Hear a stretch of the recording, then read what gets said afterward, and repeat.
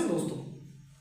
आज ये चैप्टर 4 का पार्ट 2 है और इसमें हम बोले क्या है, जितने भी अवार्ती प्रश्न है, अवार्ती प्रश्न का मतलब है जिनकी लैंग्वेज में प्रश्न आते हैं उन सब क्वेश्चनों को हम हल करने वाले हैं। ठीक है, तो पहले क्वेश्चन देखिएगा कि क्वेश्चन पढ़ते हैं कि दो क्रमागत धनात्मक विषम संख्याओं के वर्गों का योगफल 394 है, संख्या ज्ञात करो। आपके कुछ भी पल्ले नहीं पड़ा। अच्छा, आप समझते हैं, देखो दो क्रमागत धनात्मक विषम पूर्णांक, जब हमारे पास ये कंडीशन आएगी क्वेश्चन में तो हमको ज्ञात करना है कि इनकी जगह पर रखना क्या है। देखो अगर क्रमागत समपूर्णांक पूछा जाए तो हम पहले मानेंगे एक x, ठीक है। अगर फिर इनमें दो जोड़ देना है, x + 2, अगर आगे चाहिए तो x + 4, आगे जोड़ेंगे तो x + 6, ठीक है। अगर समपूर्णांक, अगर विषम पूर्णांक की बात होगी तो माना जो हमारी x है वो विषम है, ठीक है। इसमें हम कितना जोड़ते जाएंगे 2, इसमें कितने जोड़ते चले जाएंगे 2, और जितने की जरूरत है उतना ले लेंगे। ठीक, आगे भी बढ़ा सकते हैं जितनी मर्जी और आगे बढ़ाओ, अगर आपकी इच्छा है कि और आगे नहीं ले सकते क्या सर, बिल्कुल ले सकते हैं भैया। अच्छा, क्रमागत धनात्मक पूर्णांक आएगी तो हमें इसमें 1 लेना है, x + 1, x + 2। कोई भी चर हो सकता है, कोई भी चर का मतलब है यहाँ a भी हो सकता है, आप b मान लो, c मान लो, कुछ भी मान सकते हो आप, a से z तक कोई भी संख्या, कोई भी लेटर मान सकते हो, ठीक है। अच्छा देखो धनात्मक समपूर्णांक, जब क्रमागत समपूर्णांक की बात होगी तो हमें ये मानना है x + 2, x + 4, x + 6, और जब हमारे सिर्फ धनात्मक समपूर्णांक की बात होगी तो हम करेंगे 2q। ध्यान रखना, एक नंबर में क्वेश्चन आ सकता है कि बताइए निम्न में से धनात्मक समपूर्णांक कौन सा है। जब धनात्मक समपूर्णांक आएगा तो हमें ये वाला छानना है। q हो सकता है, q की जगह पर p हो सकता है, x हो सकता है, ऐसे भी हो सकता है, फिर हम ऐसे भी कर सकते हैं या फिर ऐसे भी कर सकते हैं, या फिर 2a भी हो सकता है, ठीक है। और जब विषम पूर्णांक की बात आएगी तो ये रहेगा हमारा 2q + 1, या फिर 2a + 1, या फिर 2b + 1, या फिर 2x + 1। हम चाहे जैसे भी कर सकते हैं, ठीक है। अब क्वेश्चन पे आते हैं। दो क्रमागत धनात्मक विषम पूर्णांक, यानी कि दो हमें उठाने हैं, हम इनको ले लेते हैं। माना कि एक x और एक x + 2 है, ठीक है। यहां लिखेंगे दो क्रमागत धनात्मक पूर्णांक, ठीक है। कौन कौन से, एक x मान लिया और x + 2 मान लिया, क्योंकि मैथ है इसमें मानना पड़ता है, समझ गए बच्चों। x + 2 माना, ठीक है। जैसे तुम मान लेते हो क्लास में देख के कि वो मेरी है, हो या ना हो ये एक अलग बात है, ऐसे ही हमने मान लिया कि हमारे धनात्मक विषम पूर्णांक है। दो क्रमागत धनात्मक यहाँ लगा दो विषम पूर्णांक, ठीक है।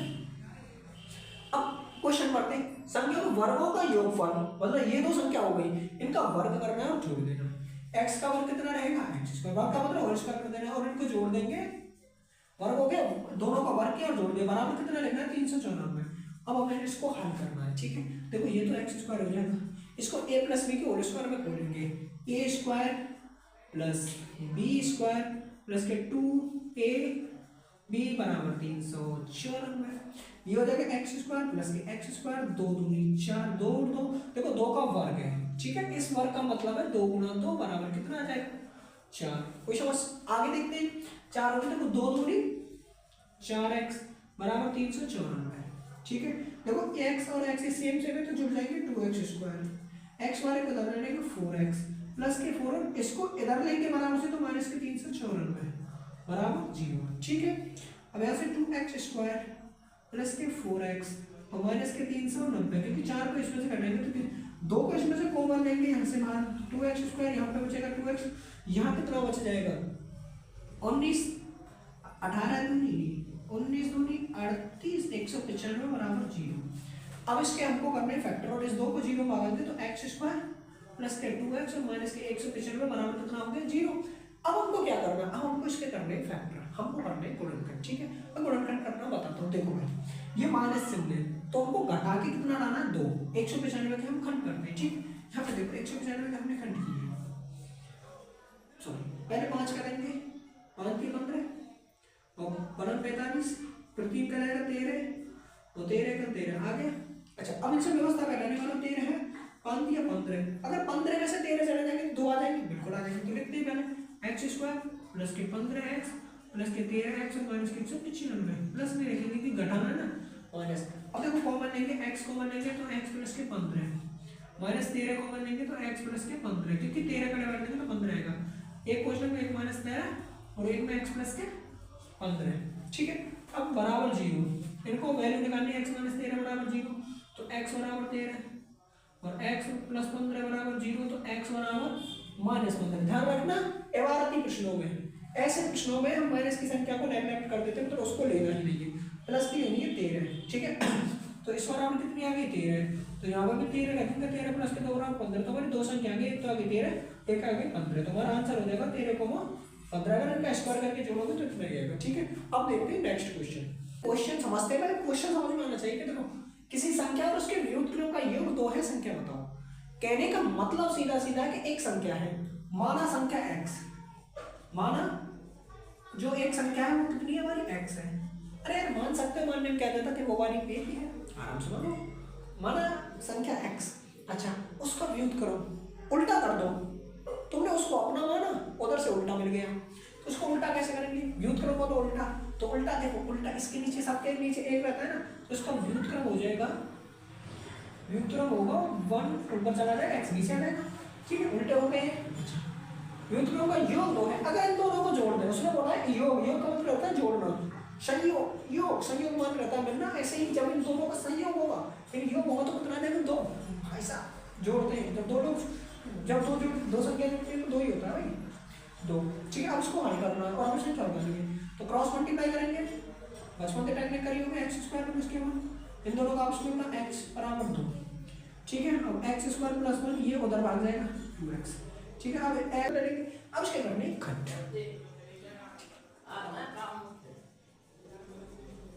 हो गए, क्योंकि एक है, एक एक और एक 2, क्योंकि प्लस से जोड़ के ना है तो जोड़ के ऐसे लिख लेंगे, जैसे लेंगे x को x माइनस 1, तो यहाँ पे 1 लेंगे तो x माइनस 1 बराबर 0, तो x माइनस 1, तो x माइनस 1, तो x माइनस 1 बराबर 0, x बराबर कितना आ जाएगा ऊपर, संख्या कौन सी, एक है, एक को अगर उल्टा करो सीधा करो एक आ जाएगा, तुम्हारा हो जाएगा आंसर, ठीक है। अब देखते हैं नेक्स्ट क्वेश्चन। मतलब एक नाव है जो जाती चाल है का है, 18 किलोमीटर प्रति घंटा की स्पीड से दौड़ रही है ना, ठीक है, 24 किलोमीटर में जा रही है। एक बार धारा के प्रतिकूल को मतलब है कि धारा में अपनी तरफ खींच रही है, वो आगे दौड़ रही है, वो पीछे खींच रही है। धारा के अनुकूल को मतलब है हमारी बोट में रही है और वो धारा धक्का देने लग रही है, तो तुम सीधो सीधो मतलब जाने का धक्का देगी तो तेज बढ़ेगी, और खींचेगी तो स्पीड कम रह जाएगी। तो देखो जब धारा के प्रतिकूल है, कहने को मतलब क्या है कि जब प्रतिकूल को मतलब धारा अपनी तरफ खींच रही है और बोट नाव आगे बढ़ रही है, पीछे खींच रही है, जोर लगा रहे दोनों, तो स्पीड घट जाएगी। तो मतलब देखो 18 स्पीड है तो कितनी आ जाएगी, कम आ जाएगी, ठीक है। और जब अनुकूल में क्या जाएगी, ये जुड़ जाएगी, समझ में आ गई। अच्छा अब इनने कही है कि इनको जो मतलब है इनके समय में 1 घंटा को अंतर आ गया, मतलब 1 घंटा को अंतर आ गया, मतलब मैंने कहा कि समय बराबर तुम्हें पता ही है, दूरी बटे कहा तो 4 रह गए, ठीक है। तो देखो धारा के प्रतिकूल वाला समय कितना आ जाएगा भैया, दूरी कितनी रही है 24, 4 कितनी है 18 माइनस x, ये तो धारा के साथ है, इसमें धारा के विपरीत है सॉरी, और धारा के साथ हमारा समय क्या होगा, तो धारा के साथ हमारा समय देखो, समय बराबर x 24 बटे 18 प्लस के x। अब इन दोनों का जो अंतर है ना वो 1 रखा है, कहने का मतलब है कि 24 बटे 18 माइनस एक्स माइनस के 24 बटे 18 प्लस के x बराबर आएगा 1, ठीक है। अब इसको हम हल कर लेंगे, समीकरण 24 मान निकालेंगे, 18 यहाँ बचेगा 1, 18 माइनस एक्स माइनस के 1 अपॉन 18 प्लस के x बराबर 1, तो ये आएगा 24, ये इधर आएगा 18 प्लस के x माइनस के 18 प्लस के x बटे में 18 माइनस एक्स का x और 18 प्लस के x बराबर आ जाएगा 1।